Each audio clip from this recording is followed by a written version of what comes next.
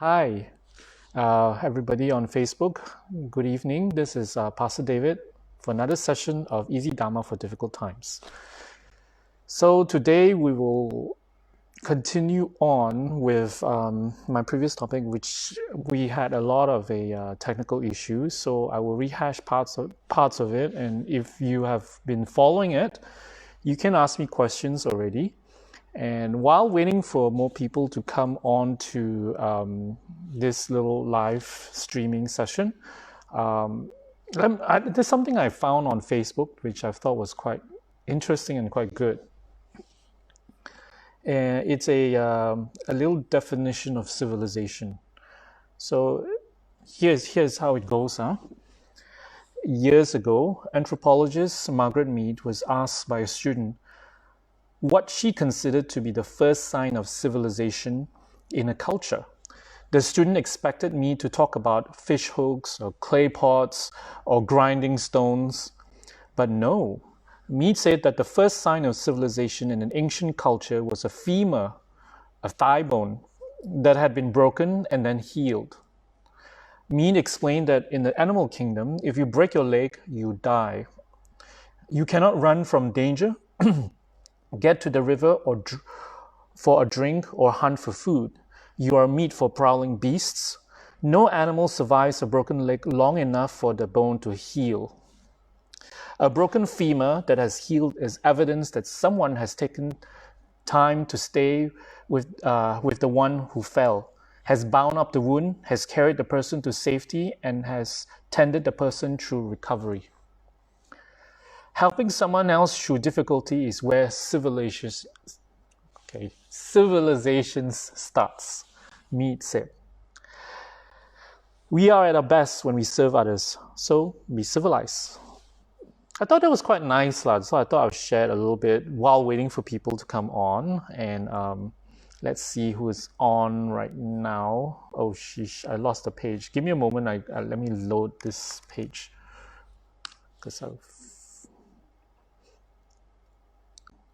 So if you like the little quote, Facebook quote, you can tell me and why you like it.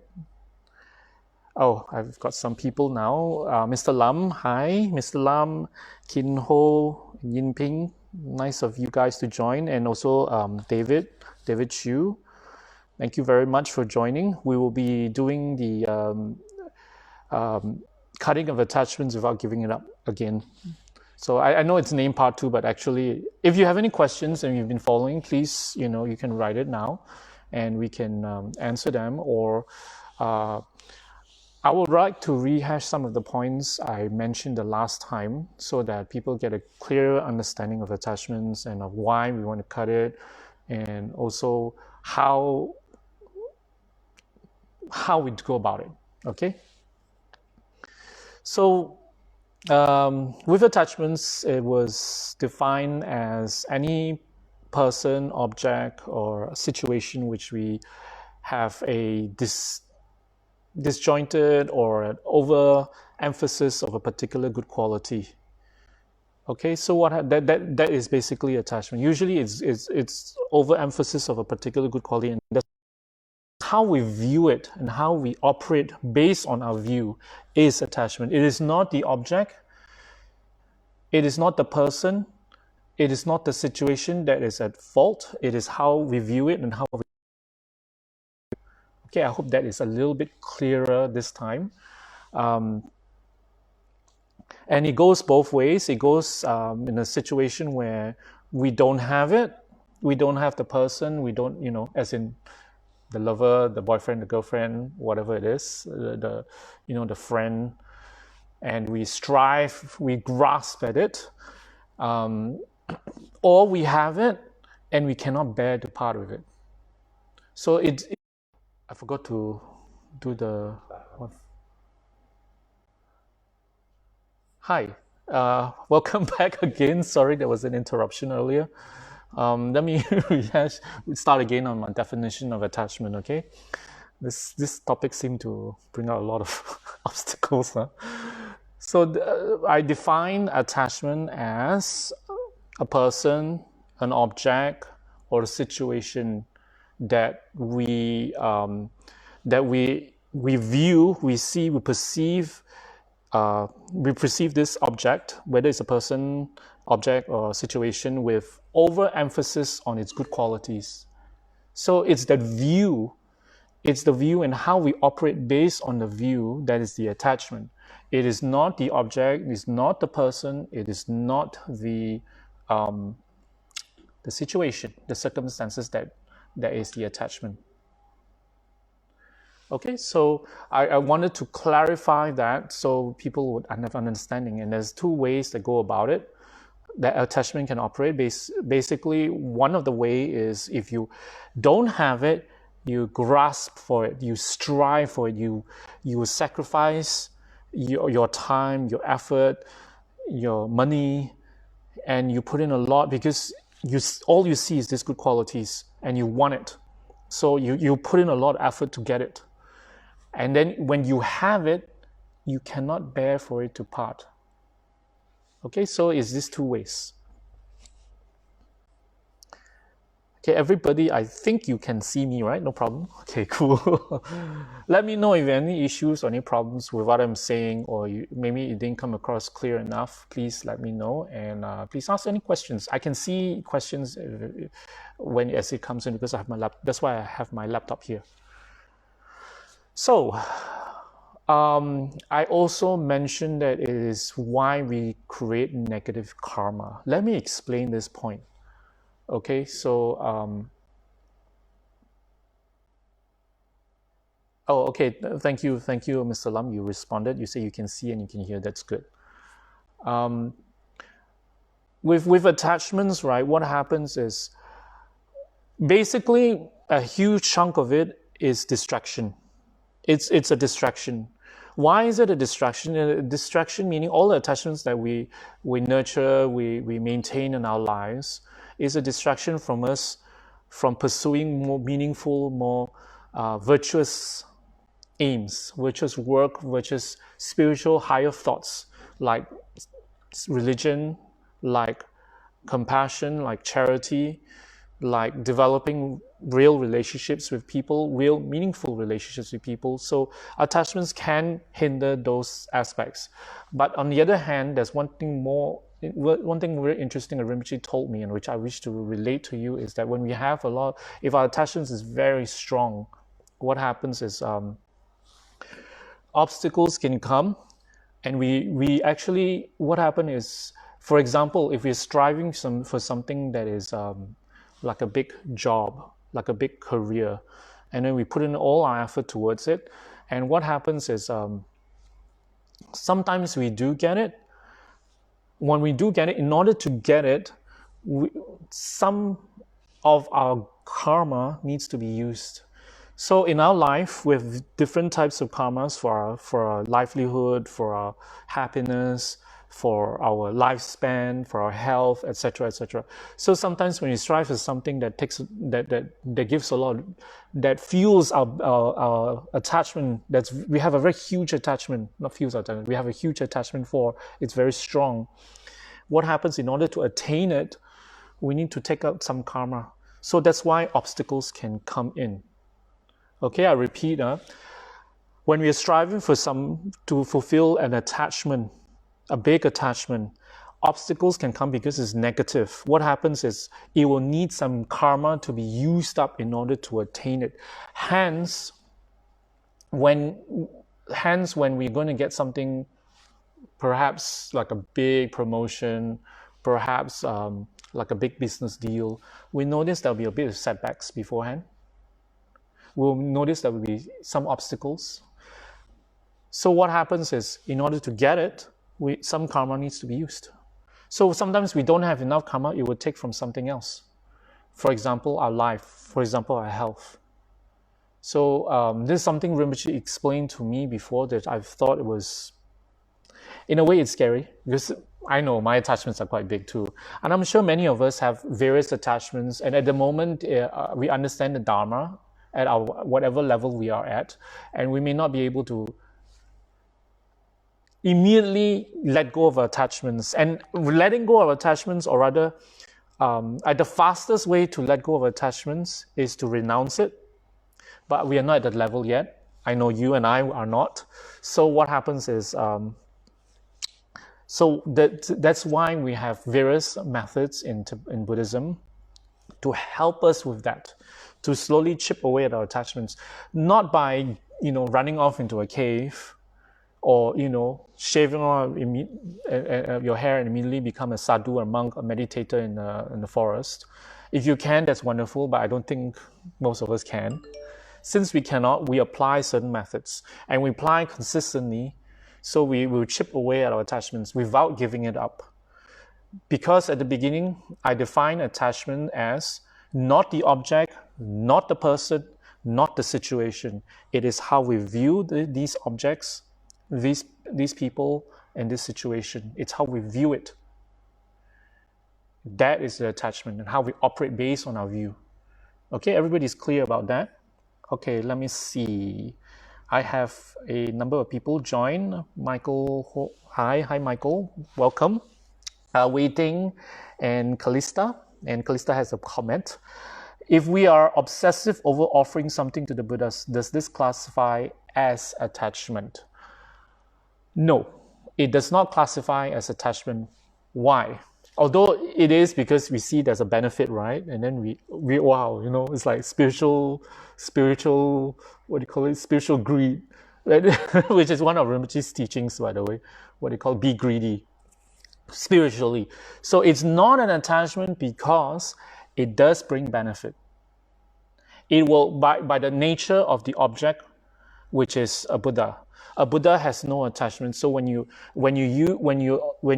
make offerings, a lot of offerings, because you like the benefit, you see the benefit, and you strive for it.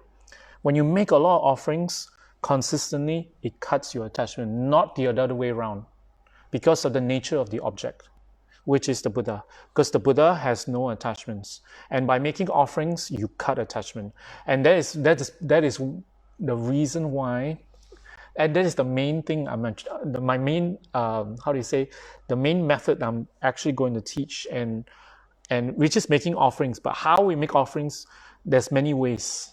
Okay, so that's the important part. So nice, very nice. I see people coming. So everybody is clear that the nature of attachment and how it's negative.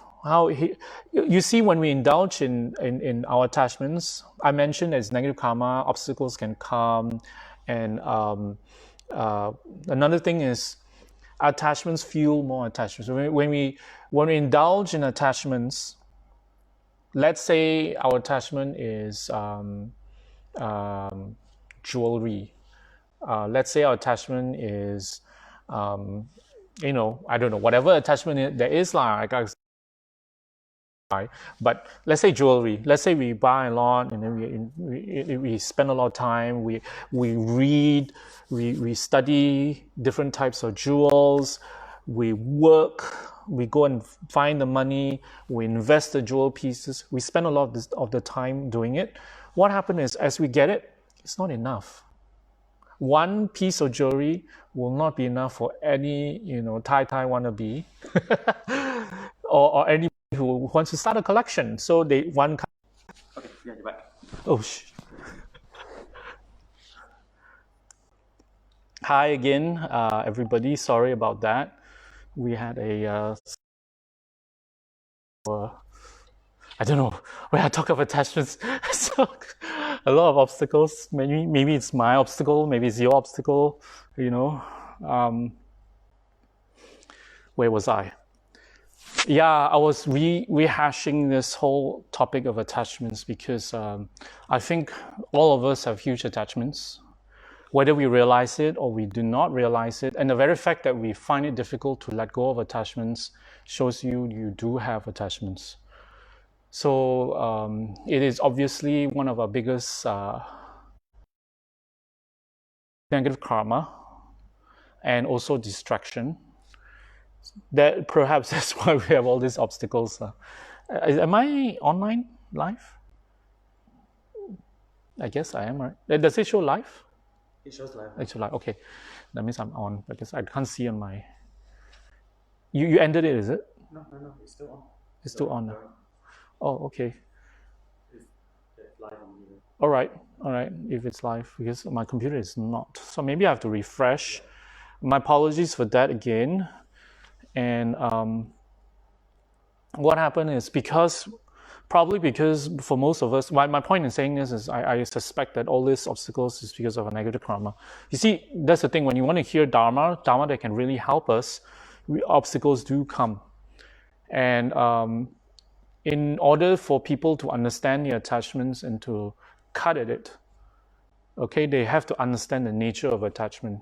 And the nature of attachment is not trivial. We should not trivialize our attachments. We should take it seriously as it is. We do not have to blow it out of proportion, but we have to realize that it is one of the reasons why we create a lot of negative karma for ourselves and for others. Okay? So what happens is very important that people understand this and come to an acceptance and do something about it. And that's why Rinpoche has recommended people, practitioners, to have an altar, which is I mentioned on the last time, and making offerings, which was mentioned, a question by Callista earlier, whether it is a form of attachment when we have a huge fascination or obsession with making offerings to the, but it's not an obsession, it is not an attachment. Why? It's because the nature of the object, which is an enlightened being. An enlightened being, the form of an enlightened being, has no attachment. It's free of attachment, it's free of all delusions. So when we make offerings to an enlightened being, the direct cause of it is to cut attachment and to cut our delusions and to achieve the Buddha body, which is not covered into this topic, but there's a lot of benefits. So you only gain benefit and know this benefit. Hence, Rinpoche has recommended us to make the best offerings that we can, and it is one of the methods that was told by Rinpoche, was recommended to us, and that's why setting up an altar is a spiritual practice, is a practice for all Buddhists, Kecharians, or otherwise. Does not matter. Okay, so let me see if I'm back on. Okay, my screen is loading. Yes, I'm back on. Attachment on Buddha statues. Okay, I see some comments lagging. Yeah, yes, Callista, it was lagging my negative karma. And then Yu Seng say, yup, I guess about lagging. And then Callista says attachment on Buddha statues. I think I wouldn't call it attachment to Buddha statues. Although it's you see, when we invite a Buddha statue, what happens is when we invest in the Buddha statue. Let's put it this way: when we invest in the Buddha statue, what happens is we purify a lot of karma, we accumulate a lot of merits, and one of the aspects of the purification is we cut away at our attachments. Why does it cut away our attachment? Because the money could have been used for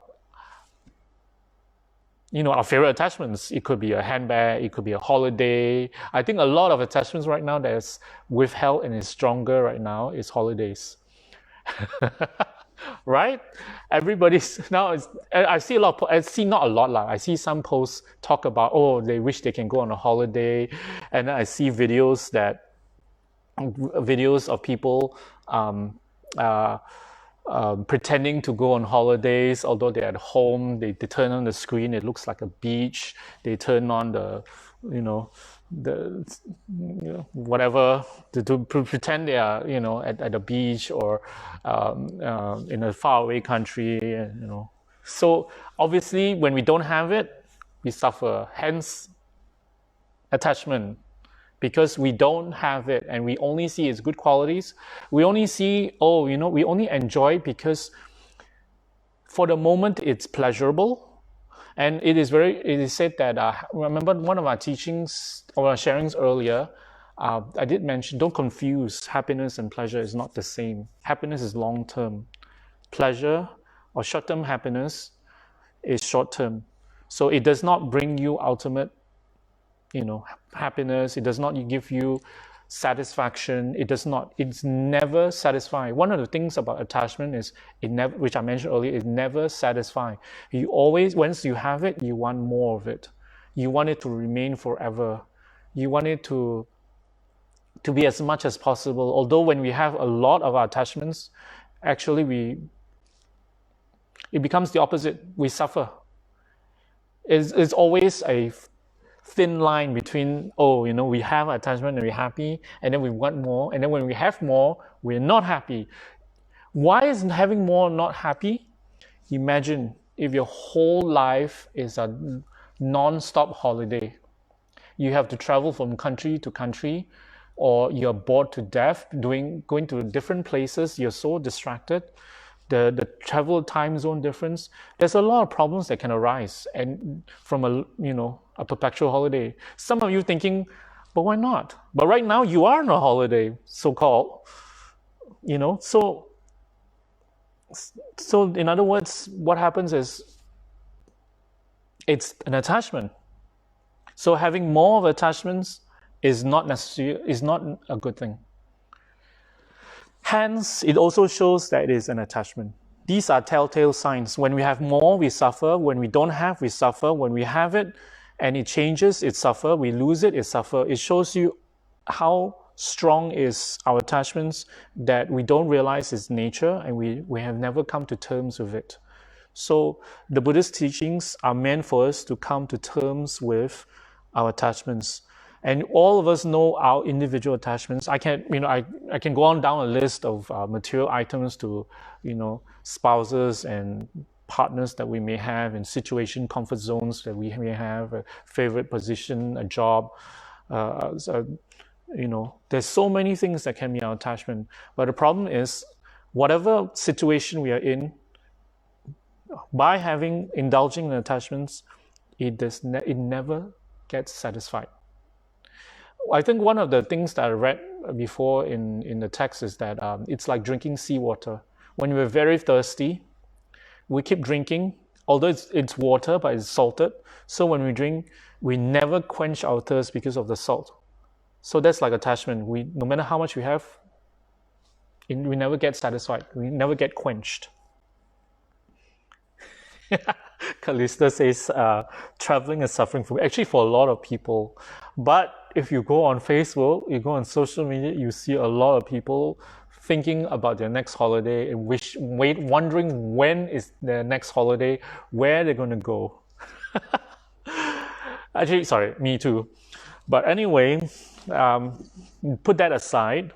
More importantly is, so how do we cut attachments? Now that I think I more or less cover the major aspects of attachment, okay, so everybody gets a clear understanding of why attachment is bad and how is it bad, and what it is, okay? Because we always like to say attachment, but we don't really fully think about why is it bad and how is it bad. So now that we know that it is bad and how it's not good for us, but we cannot live without it at the moment. So how do we cut that attachment? So that's where Tantra comes to the rescue. Tantra is one aspect of the Buddha's teachings that he has taught. It's one of his methods. And this method that the Buddha taught is quite profound because it involves special techniques. And the last time I kind of define it traditionally, which is the meaning of the word tantra, which is a continuum, a continuity or continuum, which is referring to our mind stream, and of the subtlemost part of our mind. And also, basically tantra is techniques to reach that part of the mind, because that's where our karma is stored, where all our latent imprints are every action that we have done leaves an imprint, like a footprint in our mind. So you just imagine it's like our mind, that part of the mind is like a sandy beach, and then there's footprints. So everything that we do leave a footprint. So this footprint is like a seed. Okay, I know I'm jumping from one visualization to another. I hope you can follow me. So this imprint is actually what is traditionally described as a seed. And this seed can sprout. And what does it sprout as? It sprout as circumstances. It sprout as conditions. It sprout as a situation that happens to us. It sprout as the person you meet. It sprout as the items that you have in life, the material items that you have in life.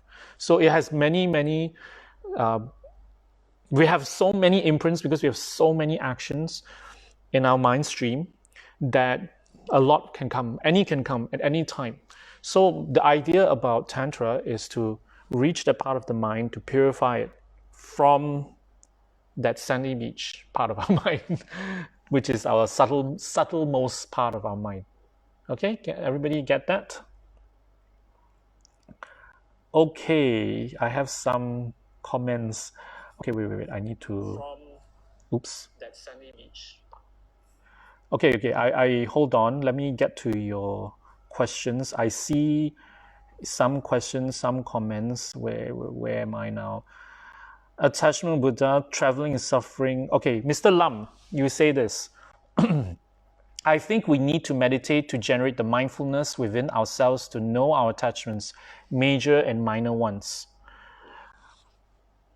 Very good. That is a wonderful way to come to, when we calm our mind, what happens is we will see, we have clarity. When we calm our mind, there's many ways, including the breathing meditation that JP does every morning, has a way of calming our mind. Even when we do our mantras, if we focus, when we do our sadhana, try to stay with, if you cannot visualize the lights and the deity and all, try to focus on the sound of the mantra or of the prayers. Try to focus. Don't try to suppress your thoughts. Try to focus. When you get distracted, bring it back. Okay, when you focus on the sound, you develop concentration and you develop clarity of mind. What happens when you have clarity of mind?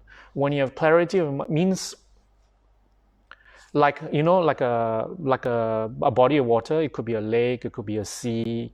When it's in the sea, the wind blows. That's our karma. When the wind blows, so it's turbulent, so you cannot see through the water. So when the wind stops, the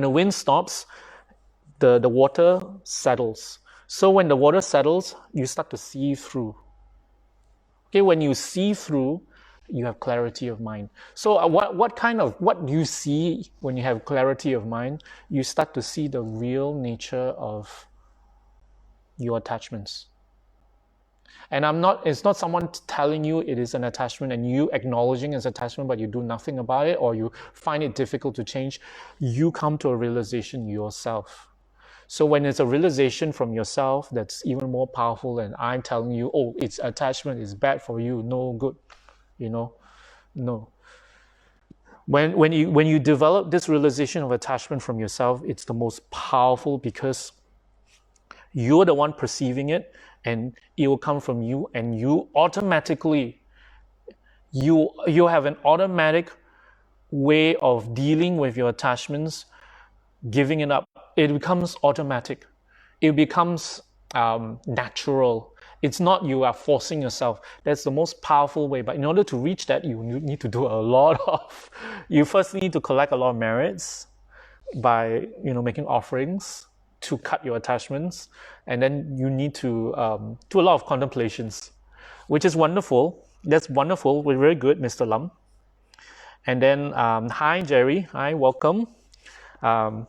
If Jerry, I know you're quite new to what we were talking about. Let me know if you find anything confusing. You don't have to, if you can't think of the question, just say, oh, this topic is not clear to me. Please help me. Perhaps you want to explain from a different angle. Let me know, okay? Kalista says, offer during mandala offering and kawang. Yes, there are many types of offerings. You obviously are very familiar with the prayers, so you know what kind of offerings that one can do as a practitioner. You can make mandala offerings. You know we do the simple mudra like that, the mandala offering. This wonderful Saji Poki Jishu Mito Tram, that recitation, and then Idam Guru Mandalakam, do the visualization. That's wonderful if you do it on a daily basis, and eventually graduate to making the full long mandala offering. That'd be wonderful.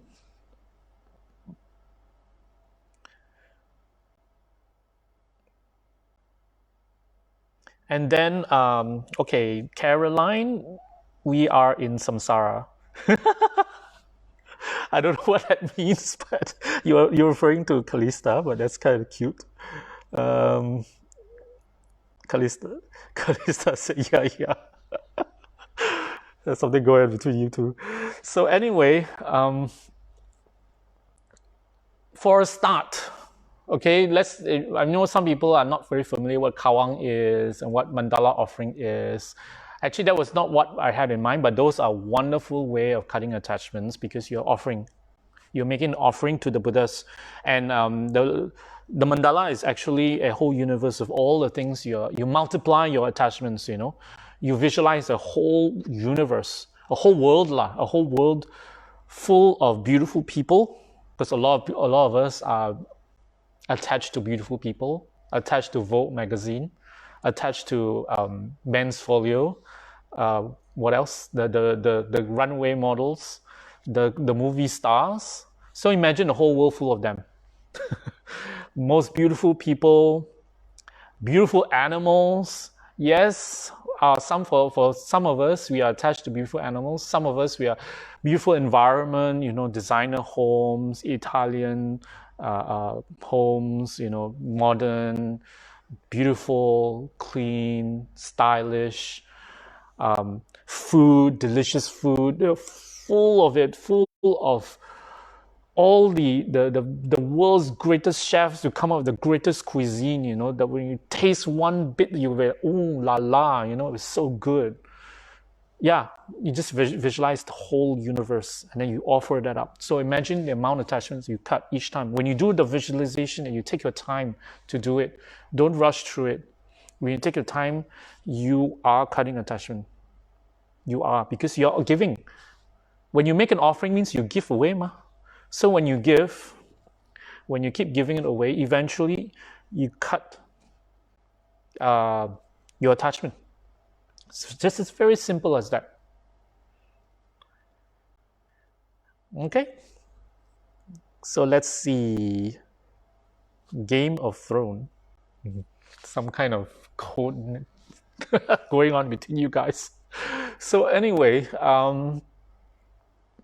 Oh, I think she's attached to Game of Thrones. Oh, I see. Game of Thrones. Your favorite TV show, is it? I never actually watched it though, Game of Thrones. Yeah, I know Pastor Nara is shocked that I have not watched Game of Thrones. I have not. I know it's a long-standing series and extremely popular, but I've not watched it, and a lot of people have, and apparently it's really good. And I don't want to start because I don't want to get attached. Because once I start, I have to finish. I don't have seasons already, so no thanks. Okay, we have a comment from Yu Sing. Pastor, our attachments brings happiness, but it doesn't last because it is not inherently found there. If that's the case, what has inherent happiness? Very good. What has inherent happiness? Doing something of meaning. Yes, doing something of meaning, or something of substance. So what has real meaning in life? What has real substance? You have to decide for yourself. For most people, for most people who does a lot of contemplation and meditation, spiritual practice is the most meaningful. For some people, charity work is most meaningful. Something that gives happiness to others. Something that, when you live life for someone else, when you do things for others, when you focus out, you will find that your happiness will increase, will be better, will be more sustainable. But the problem about that is when we focus out, sometimes we focus out into our attachments. So that's why it's important to know what is attachment and how you focus out, and what you can do to not make your focusing out becomes an attachment. With people, because none of us can live without people, and that's not the way to go about our spiritual practice, by isolating ourselves so we don't get disappointed, we don't get hurt, no, it's not. So there's many aspects to it. I won't, because it just gets too much when it comes to people. Actually, my idea actually today is to put it to material attachments at the moment, because in this day and age, one of our strongest is material attachments. Strongest attachment is material things. So it's very important, because what happens is a lot of us take it for granted, the amount of the things that we have. We don't realize how much attachment we have to items. And when you see when we want to attack attachments from all angles, right? It's too difficult. It's too wide. So Rinpoche said, when you want to enter a room, right? You want to enter the room through a door. You don't bulldoze all the walls to get into a room. You open through the door. So the door to all our attachments is material things, because it's the easier one of the many that we have. Okay, this is what Sharon has to say to Yusing's question. When we focus out to giving happiness to others, then we will gain happiness for ourselves. Wonderful. This is actually what, in gist, what the teachers in Buddhism has been, the gurus, the pandits, the lamas of Tibet, of China, of everywhere else, the Buddhist teachers have been saying. In the Mahayana tradition, we focus out. All happiness comes when we focus out towards others. All depression, sadness, negative karma comes when we focus on ourselves. So the thing is, I want to point out one thing, is that sometimes we can deceive ourselves. How do we deceive ourselves? When we think we're doing it for people, but actually we're doing it for ourselves. There's a slight danger there, so we have to be careful when we say, oh, we are very, we care for someone so much. It becomes an attachment, when we care for someone so much, but the person does not reciprocate, or the person takes it for granted, or we burn out. So actually, there is an element of selfishness when we burn out, when we take care, when we get disappointed. It's an element. It shows you these are telltale signs. There's an element of selfishness. There's an element of ourselves in it. Even when we're helping someone, we're giving someone. So that's why it's very important that when you do something for others, like, for example, Callista has this, giving to the poor, practice generosity. That's a wonderful way of practicing physical generosity, giving to the poor. But there's always a danger there that, you think that's it. This is the actual practice. It is not. It is just, it makes you feel good. For most people who give the what do you call it, the feed the homeless, it's a feel good Dharma, feel good charity, feel good generosity. So how do we not make it feel good and do and become real special? We have to, firstly, we have to make it something spiritual. We do dedication, we do prayers. I know we don't, this becomes a spiritual practice. We do prayers, we do dedication. Firstly, we dedicate the merit. Secondly, we have to, the other thing is we have to cut our what do you call this?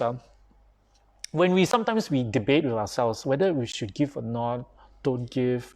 What is the drawbacks of giving? Maybe the person is a drug addict, you're feeling his habit, and so that's not so good. So that's the thing. So when we actually go and do, so when we blow it on it, so when they eat it, they get a invisible blessing, and they didn't even realize it. So when it's blessed, it goes into them, it blesses them, and it will fruition in another lifetime. Probably not in this lifetime, probably not. So they will probably not thank us or not even realize the extent of the benefit that we give them, but that's our practice. All right. Okay. My method, actually, I'll talk about making offerings. The method, actually, making offerings on the altar and all that is a universal Buddhist practice. It's not specifically Tantra. The tantric practice of making offering is slightly different. The tantric practice of making offerings is visualization. Visualization, the word visualization sounds like it's to do with our eyes, our sight. It's got nothing to do with our sight. It's got to do with our imagination. So some of people would say, oh, I don't have much of imagination. It's also very difficult to visualize. But I ask you, imagine your favorite actor. You can immediately see his face in your mind. If I ask you to imagine, to think about your parents, you can see them already.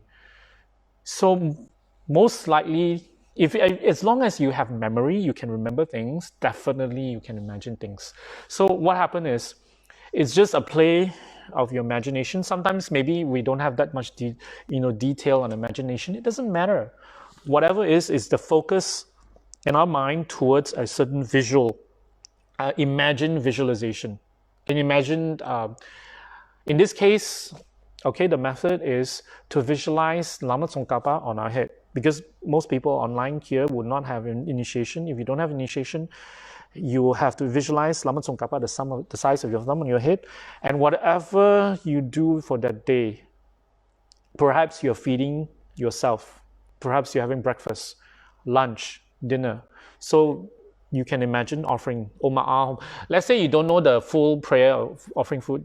Before you stuff your face, sorry about the language, but before you eat, right, you make the offering. Have that discipline to make offerings. Make offerings. Imagine, once you make offering, imagine that Lama Tsongkhapa. What I like to do is I imagine Lama Tsongkhapa as a person, as Rinpoche, and then someone takes like a dakini or a attendant takes the food to Lama Tsongkhapa / Rinpoche, and he takes a taste, and then it's returned to me. I do this imagination. This is my visualization. So when it returns to me, it's there, and I eat it. Okay, so it's in effect a leftover of Lama Tsongkhapa. So you blessed your body that way. You gain merits for making offering to Lama Tsongkhapa of sustenance. You cut your attachment to food, to taste. You've gained a lot of benefits from just that simple act, to have that simple discipline. And I know it takes a bit of effort, because it also took me a bit of effort, because I usually forget. Sometimes, especially when I'm extremely hungry, which is quite often, I do forget. But when I do remember, I try to do it. So all of us have to, to have that kind of discipline. Okay, Pastor David, you are on live public broadcast. Yes, I'm aware of that. Thank you very much. And what happened is, it doesn't have to be just food. Okay, it can be clothes. When we put on clothes, you can use your clothes, especially when you buy new clothes. Not really your second-hand clothes. You don't offer second-hand things to Lama Tsongkhapa. You can, when you wear new clothes, when you buy new things, when you wear perfume, you can make offering. When you wear perfume, for women, you can put on makeup. I don't think we will offer makeup to Lama Tsongkhapa, but you can put it as an offering of, it's just an offering. It's an offering. It's in itself. So you're not actually putting on Lama Tsongkhapa. You're putting on yourself, obviously, but you can make it as an offering. Okay? Before you make, just use your imagination. And when you do this enough time, what happens is you cut your attachment to makeup, to perfume, to scent, to clothes. Because clothes is a huge attachment for a lot of us. Designer clothes, beautiful clothes, looking good, looking physically good. That is a powerful, strong attachment for a lot of people. Okay. So if you have any questions about this method and how does it help to cut your attachment, let me know. Okay, so what Rinpoche does, which I mentioned the last time and I'm repeating again, reiterating for your benefit, in case you didn't hear it, is that whatever he received as a gift, he makes an offering. He offers it up first to the Buddhas for a day or two. Sometimes Rinpoche forgets, so what we have to do is after a few days, we'll present it to Rinpoche so that he will know what to do with it. And we can do the same thing, and you see some things like food items, you can't just leave there for a few days, right? So you can do the visualization as when you have your meal. It's the same thing. So these are very simple but powerful methods to cut our attachment. Okay, it doesn't have to be these things. Even watching a movie, especially when we listen. I like music a lot. I like to listen to music all the time in my free time, and when I'm doing, showering, when I'm, eating, when I'm at home, and so you can also offer it's an offering of sound. Although it's pop music, maybe for some of you rap, gangster rap, for Valentina. I don't think she's hearing this, but anyway, just kidding. For a lot of people, it's a form of attachment because you know what? Why is sound an attachment for us? Because we like pleasant sounds, and I'm not talking about music. We are very attached to words. Words are sound. Okay, we are very attached to praise. We are very happy when people praise us, and we get insulted when someone says something we don't like to hear. So when we offer music, we offer a lot of sound, we cut this attachment. Mr. Lam says this, idea for sharing. Whenever we receive our salary, it would be good to visualize we offer our salary to Lama Tsongkhapa /Rinpoche so that we are not miserly and create causes for us to have more resources for Dharma work. Very good. You do not have to take the whole paycheck out and then and put it on altar. What you can do is you don't have to offer the entire sum. Rinpoche says that just offer a token, perhaps like $10. You take out, buy some flowers, and or buy some offerings and make the offering. You do not have to offer the entire salary. So that was something Rinpoche mentioned to me before. Just a small amount, a token amount. So the idea is the idea about attachment is the best form of offerings is usually when you don't have to take huge offerings, rich offerings, expensive, that is beyond our means type of offering. It's something small, something meaningful for us in terms of our attachments. And when we offer up, so what happened is over time, consistently, we chipped away at our attachments. One day we'll enjoy all the benefits of having less attachments or no attachments. It's very important to cut our realization is cutting at our attachments completely. Okay, so knowing the drawbacks of samsara. Okay, right. Hello, am I back on? On the phone, though. Oh, okay. But on my screen it says ended. But you come back on. Yeah, I'm just refreshing the page. Me too, I'm refreshing. Hi, if you are listening to this, my apologies. That was a cut, and actually I was going on to talk about renunciation, not really in depth. My point is not to talk about renunciation, it's just to teach you a method of cutting our attachments. So these are very important. The reason why although it's simple, it's a teaching that Rinpoche gave me many years ago in Bali when he saw my clothes was ill-fitting. So Rinpoche brought me out shopping for clothes, and he bought me new clothes, and he said that In order to cut my attachments to looking good, nice brand new clothes, you imagine making the offering. It's very important to make offerings, especially of things that we acquire, of items that we buy, so that we cut our attachment to it. Okay? So welcome back anyway. And There's a comment by LC. You see it? is it? Yeah. Hold on, I'm looking for LC's comment.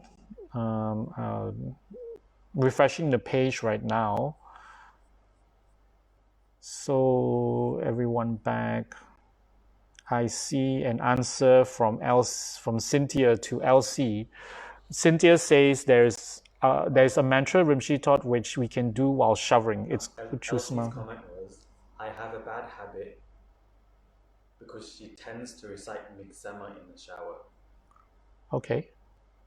So Cynthia replied that you can do Uchusma in the shower, which is you actually should do Uchusma in the shower. Okay.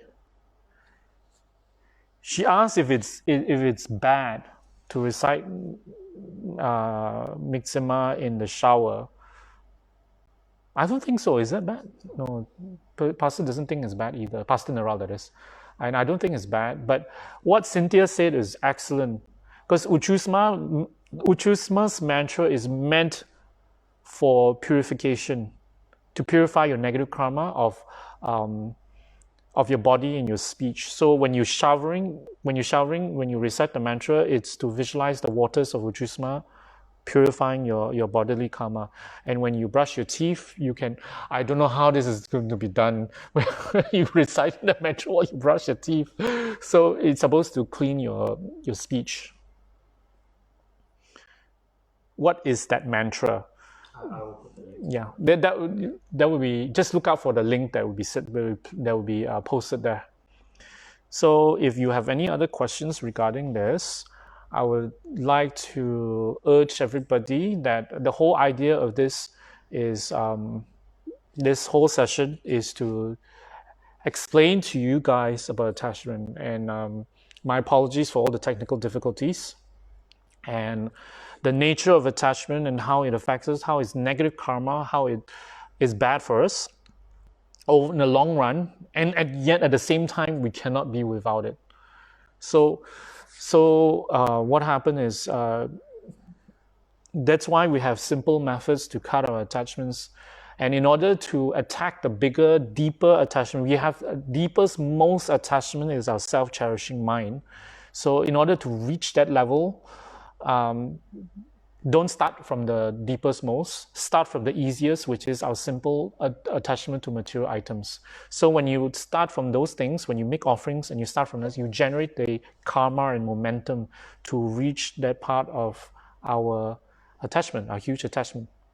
So as Rinpoche said, it's like in order to enter the room, you go through the door. You open the door. You don't crash and ram into the wall. You open the door and you enter the room. So in order to reach renunciation, we start with cutting our material attachments. And a wonderful practice, don't you think? All you have to do is just make offerings. Offer every single thing that we have, that we acquire, that we get, that we eat, that we enjoy, especially when we enjoy anything, music, movies, pictures. We just have a habit of making offerings in our mind all the time, recite some mantras under our breath. Maybe if we're around people, we don't want to shock everybody that, this sudden sadhu here start to recite mantras. Have the habit. So over time, we cut our attachments and we chip.